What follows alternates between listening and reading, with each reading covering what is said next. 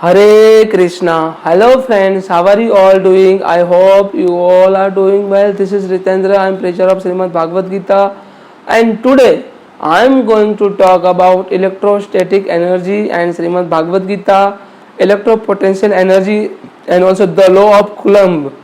But before I start my lecture, I would like to introduce Srimad Bhagavad Gita. This is Srimad Bhagavad Gita as it is written by S.A. Bhaktivedanta Srila Prabhupada from ISKCON temple, and I would have to say Srimad Bhagavad Gita is neither religious book nor spiritual book but true sense pure book of the science and humanity. I am trying to propagate a humanity on the basis of Srimad Bhagavad Gita and trying to morally motivate to those people who are actually frustrated and attempted to commit suicide on the basis of Srimad Bhagavad Gita.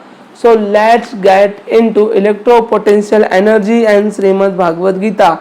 Electric potential energy is a potential energy. It's a potential energy, inbuilt energy, and measured in the joule, and that result from the conservative Coulomb force. There is a Coulomb force. Both there is attraction as well as the repulsion, and associated with the configuration of the particular set of the point of the charges within the defined system.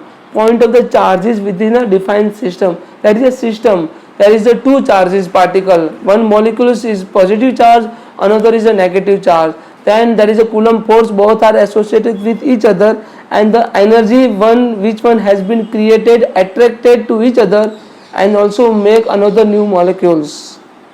An object may be electric potential energy or by virtue to two key element, its own electric charge and its relative position to other electrically charged object. Electric charge and electric charge object. Electric charge and electric charge object, its own electric charge and its relative position to other electricity charged object. The term electric potential energy is used to describe the potential energy in system with a time variant electric field. Time variant electric field. If there is an electric field and there is a charge particle, and due to the wavelength, due to the frequency which one is changed of the particular charge particle, then only the magnetic field has been created. Otherwise there is no possibility. If there is a stability of the charge, if the charge or molecules are very steady in state, there is no possibility to create the magnetic field, and is used to describe the potential energy in a system with a time invariant electric field. Time invariant potential energy, the electric potential energy which will never varied within a time. It will stored like as it is without being any kind of change. So this kind of energy is also associated with our soul. If our soul is alone, if our soul is not situated with our body, listen it very carefully.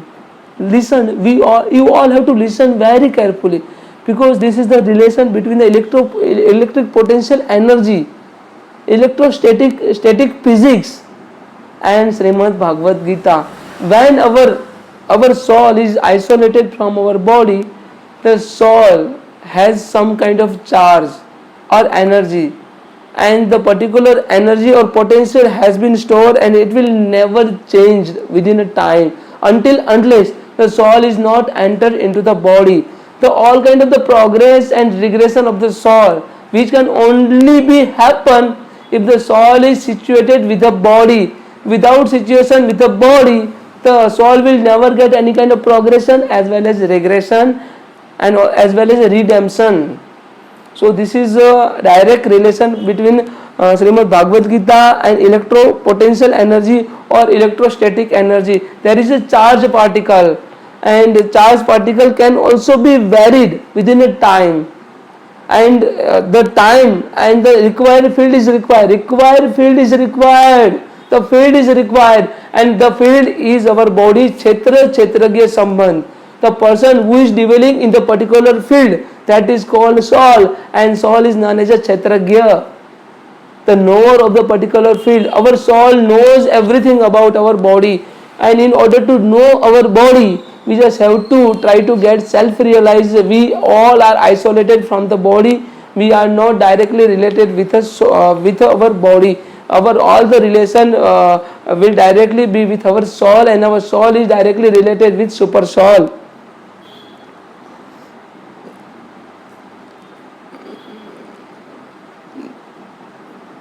So this is all about means electric potential energy is a system of point charge defined as a work required to assemble this system of charge by bringing them close together, and as the system from the infinite distance, the distance is required. In order to get interaction with someone, the distance is required. And alternatively, the electric potential energy of any given charge, electropotential energy of the given charge or a system of charge is termed as a total work done by an external agent in the bringing the charge or a system of the charge for infinity to present configuration without undergoing any acceleration. So all the energies, if each and every person has some kind of potential energy, just try to identify what kind of energy do you have, what kind of capability do you have, and unless we are not getting self-realization, we will never get a success in our life. So whenever the transmigration of the soul, when soul is living of the useless body and get into the new body, at that time the soul release some energy and absorb some energy from particular body and get the experience, get the energy from particular useless body which soul has already left. So this is what we have to understand.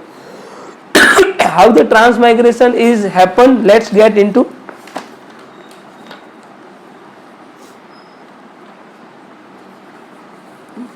Lord Krishna here stated, "Na jayate mriyatva kadachina." Lord Krishna here talked about, described about our soul. Na jayate mriyatva kadachinah, na bhutva bhavitva na bhayoho, ajo nitya sasvato yam purano, na hanyate hanyaman sarira. This is also same happen in the case of electric static energy or electric potential energy. Na jayate mriyatva kadachinah, na bhutva bhavita na bhayoho, अजो नित्य शाश्वतो यम पुराणो न हन्यते हन्यमान शरीर.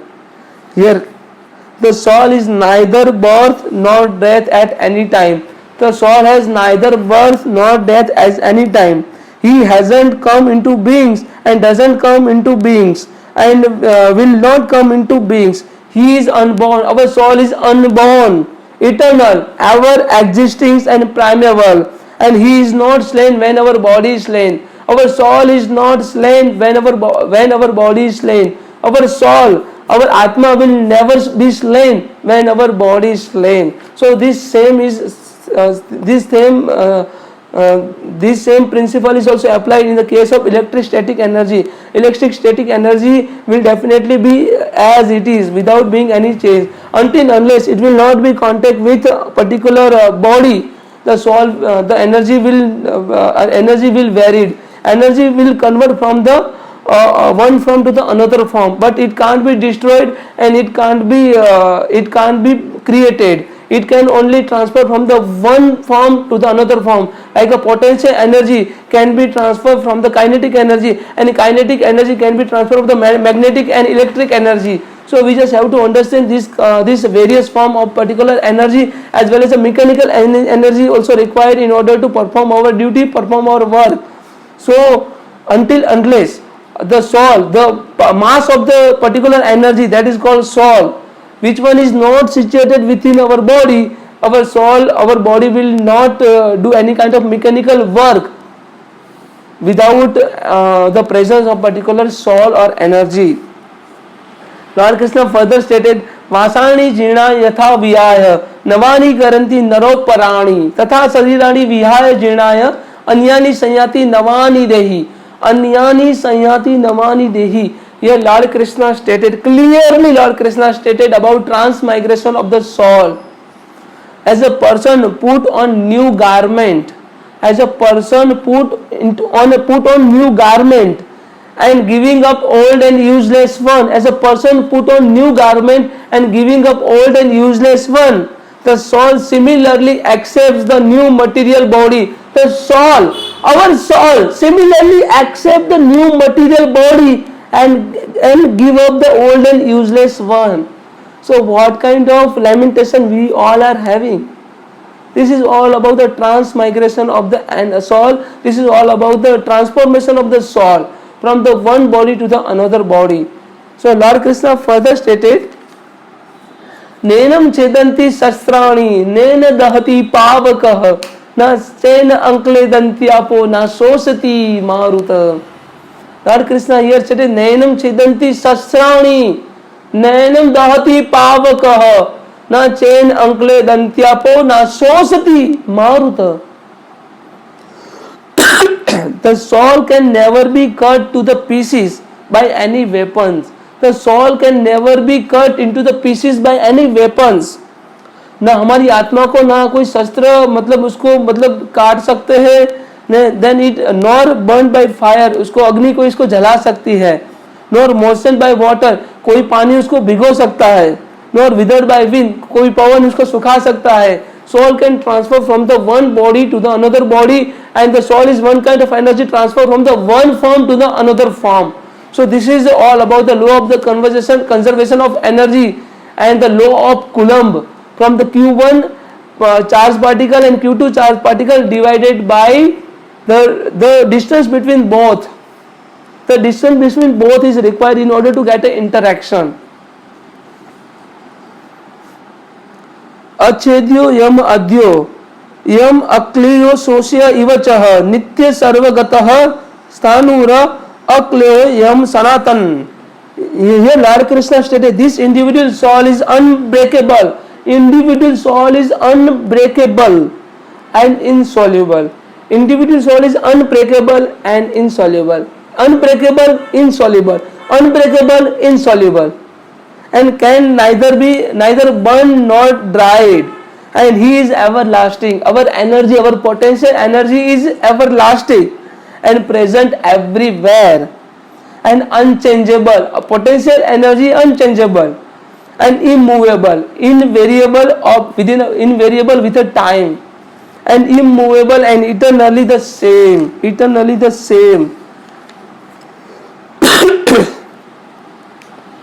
जातस्य हि ध्रुवो मृत्यु ध्रुव जन्म मृत्यु सचः तस्माद अपहार्यते न त्वं शोषितम अहर्षि.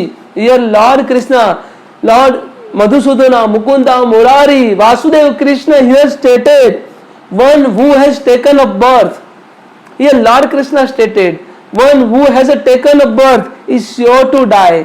One who has taken a birth is sure to die, and after death one is surely to take a birth again. One is surely to take a birth again. Therefore Partha, इसीलिए Partha, in the unavoidable discharge of your duty, in the unavoidable discharge of your duty, you should not lament. In the unavoidable discharge of your duty, you should not lament. Your soul is only getting a transmigration, then why are you getting lamentation? It's only the conversion of the energy from the one form to the another form. So we don't have to get any kind of lamentation. This is all about the electrostatic energy and Srimad Bhagavad Gita. Electrostatic energy and Srimad Bhagavad Gita. I hope you all can understand. If you are having any questions, any doubt, then please kindly put a comment. It's only His grace by which I can conduct a lecture and I can convey whatever Lord Krishna stated in Srimad Bhagavad Gita, and I can also try to relate all the scientific theory and all the physics theory with Srimad Bhagavad Gita and make all of you understand. If you are having any questions, any doubt, then please kindly put a comment. Thank you so much. Hare Krishna. Radhe Radhe.